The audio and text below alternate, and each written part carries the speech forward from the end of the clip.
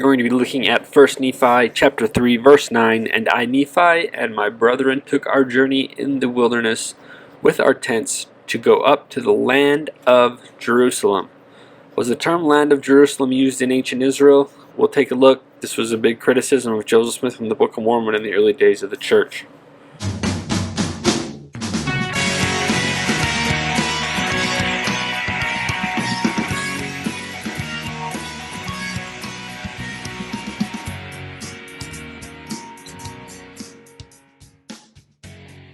Like I said, this was a criticism of the Book of Mormon, and still is a criticism of the Book of Mormon, that the Bible never mentions a land of Jerusalem. It's a city, it's not a land. Here from Origin Bachelor, Mormonism Exposed Internally, there is no such land. No part of Palestine bears the name Jerusalem except the city itself.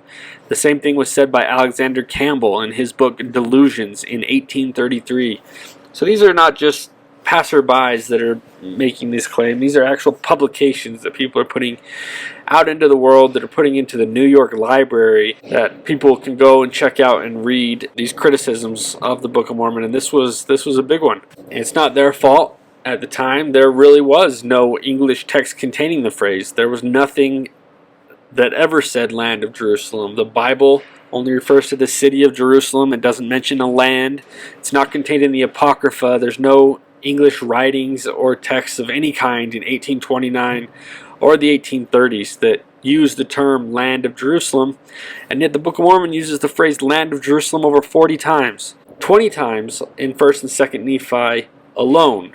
So we can see how maybe this looks like there is a discrepancy, that Joseph Smith didn't know the right terms to use when writing about Jerusalem. He called it a land instead of a city. But lo and behold, time vindicates the Book of Mormon again. In 1887, 58 years after the publication of the Book of Mormon, we find the Amarna letters.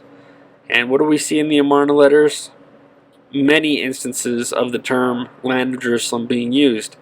If they send into the land of Jerusalem troops, let them come up with an Egyptian officer. Let my king requisition for them much grain, much oil, and much clothing, until Power, the royal commissioner, comes up to the land of Jerusalem. Behold, the king has set his name in the land of Jerusalem forever, so he cannot abandon the lands of Jerusalem. And now for Jerusalem, behold, this land belongs to the king. But now even a town of the land of Jerusalem, Bit Lami, by name, a town belonging to the king, has gone over to the side of the people of Keilah. Then we get further vindication in the 1947 Dead Sea Scrolls discovery.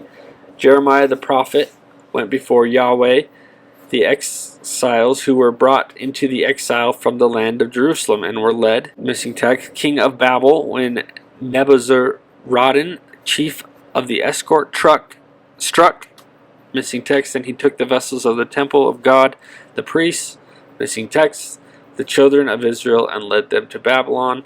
In another fragment from the Dead Sea Scrolls also related to Jeremiah, this is in 4Q 389, a scholar restored the phrase in the land of Jerusalem to a fragmented line. Here are the evidence.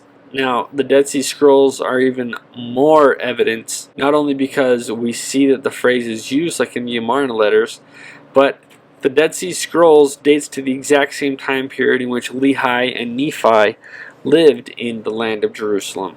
This is the exact same writings for when Daniel, Shadrach, Meshach, and Abednego were taken captive to Babylon. The exact same time that Nephi and Lehi were in the same area, the same place, people using the exact same phrases. People will say that either Joseph Smith got lucky with this, or that this was actually referring to just the city of Jerusalem and not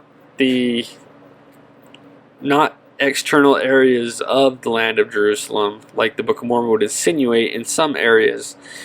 Yet these are experts that now say that that is not the case, that Judah had been reduced to a smaller version of the kingdom of Judah and was now known as the land of Jerusalem, which included Jerusalem and its immediate environments, or its immediate sub-cities. And these aren't just scrubs that are working on this in their seminary classes. These are non-members of the church. This is Eisman and Michael Wise.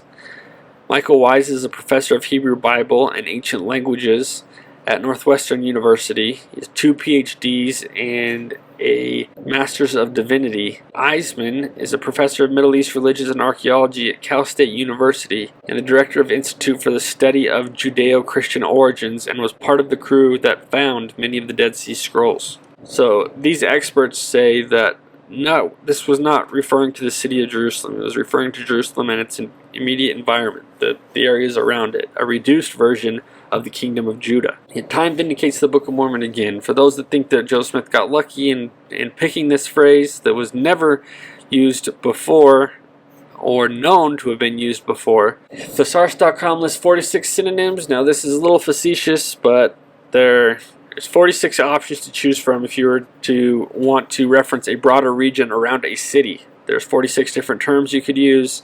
Joe Smith chose land of Jerusalem, the only term that has been found since to be relevant in the same time period, and that gives him a 2.17% chance of guessing the correct term, and he did it. Recent discoveries also showed there was about only a 500-year period where this phrase was relevant, where we had the kingdom of Judah that had been reduced to a smaller territory surrounding the city of Jerusalem, and the time period in which that it was used was the exact same time period that Lehi and Nephi lived in the land.